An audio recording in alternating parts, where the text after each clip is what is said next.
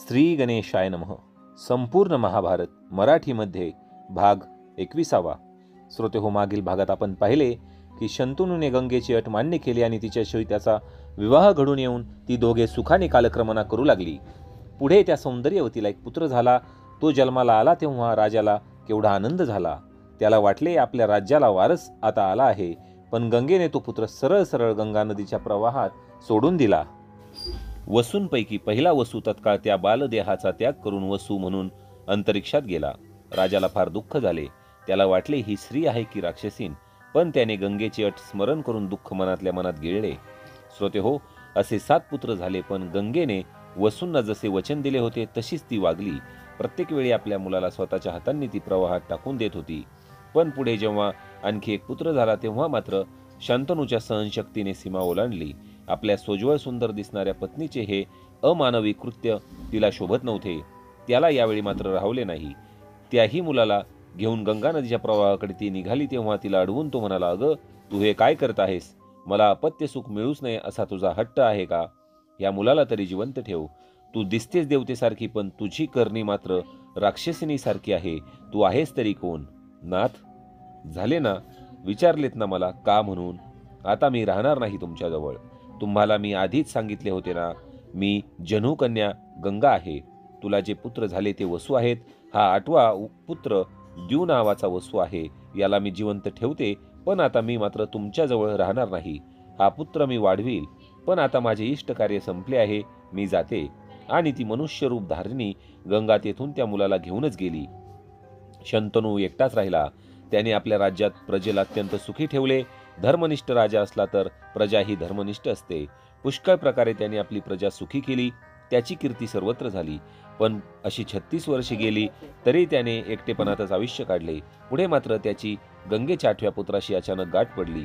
एकदा तो मृगयेसाठी अरण्यात गेला होता.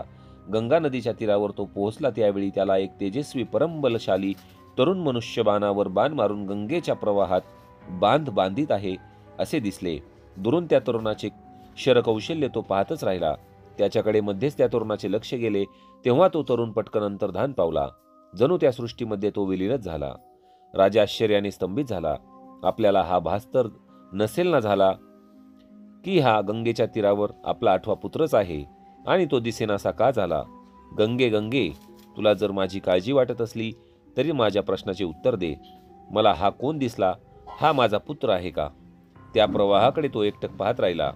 त्याच्या तळमळीला प्रतिसाद देऊन त्या प्रवाहातून दीप्तिमती गंगा मूर्तिमंत प्रकट झाली. तिने तीरावर येऊन शंतनूला सांगितले, राजा, मी प्रसन्न होऊन प्रकट झाले आहे आणि तुझ्या प्रश्नाचे उत्तर हे की तुला जो दिसला तो तुझाच पुत्र होय. त्याला मी वाढविला आहे. तो तुझ्या समोर पुन्हा प्रकट करते. आणि शंतनूच्या समोर तो तरुण 36 वर्षे वयाचा तेजस्वी पुरुष उभा राहिला. हा देवव्रत, हाच तुला झालेला 8वा मुलगा. मीच तुझ्याजवळ मानवी रूप धारण करून पत्नी म्हणून राहिले होते. आठवते का? शंतनू प्रयत्नपूर्वक मनाने 36 वर्षापूर्वीच्या काळात गेला.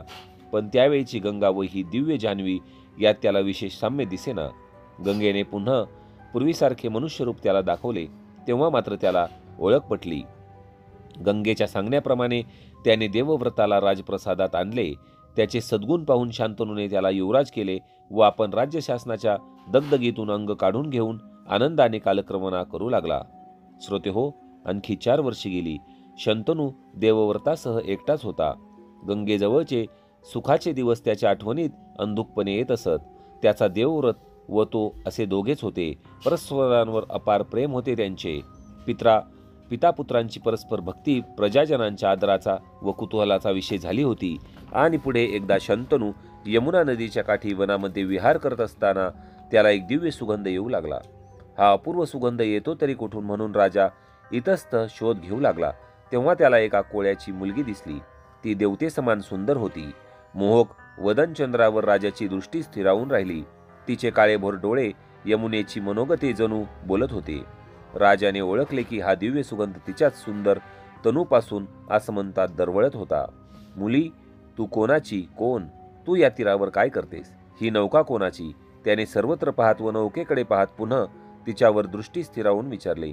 ती मुलगी धीटपणाने पण मर्यादेने म्हणाली, आपण राजाधिराज शंतनू आहात हे मी जाणते. आपल्याला नमस्कार असो. आपणासारख्या पुण्यपुरुषाचे दर्शन झाले हे माझे केवढे भाग्य. आपल्या आश्रयानेच राहणाऱ्या एका धीवराची मी कन्या आहे. यमुना नदीवर नाव चालवून मी लोकांना नदी तरून जाण्यास सहाय्य करते. हे काम धर्मकर्म म्हणून करावे अशी माझ्या पित्याची आज्ञा आहे. तिचे बोलणे कानी पडत होते, पण राजाच्या मनात आणखी दुसरेच विचार घोळत होते. त्याने तिच्यासह तिच्या बापाकडे जाऊन त्याची गाठ घेतली.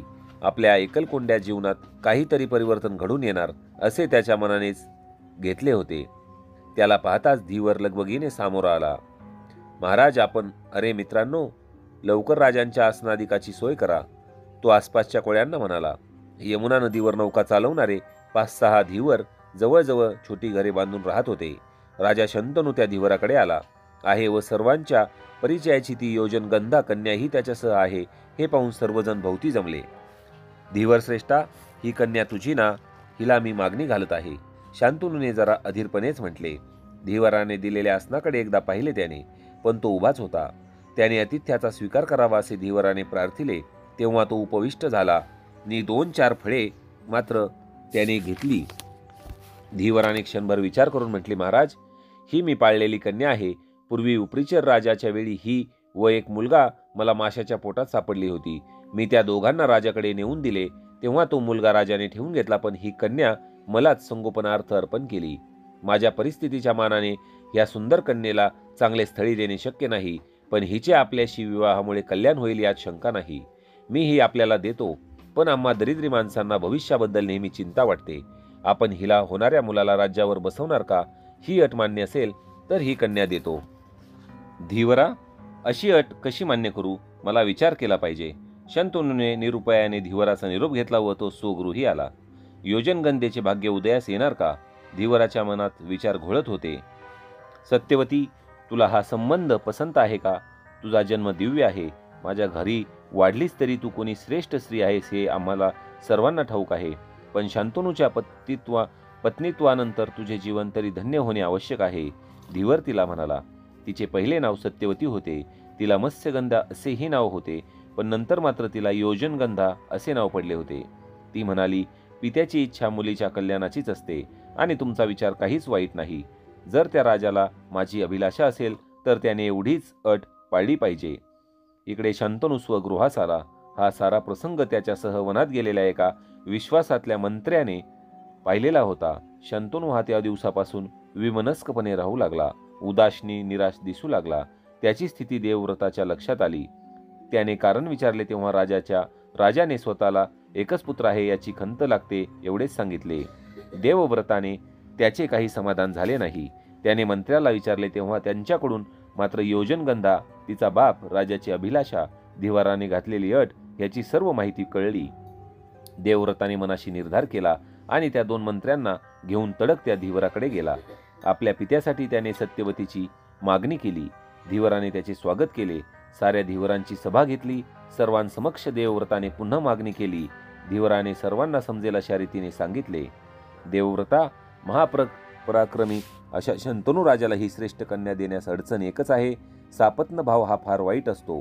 तू तर सर्वांना अजिंक्य आहेस, तर सत्यवतीला झालेला पुत्र व तू यांचे वैर आले तर तुझ्यापुढे कोणाचे काय चालणार आहे? तू मागणी करतोस ते ठीक, मोठा पितृभक्त आहेस यात शंका नाही, पण तुझा पुत्र तुला डावलून राज्यावर बसलेला तुला सहन होईल काय?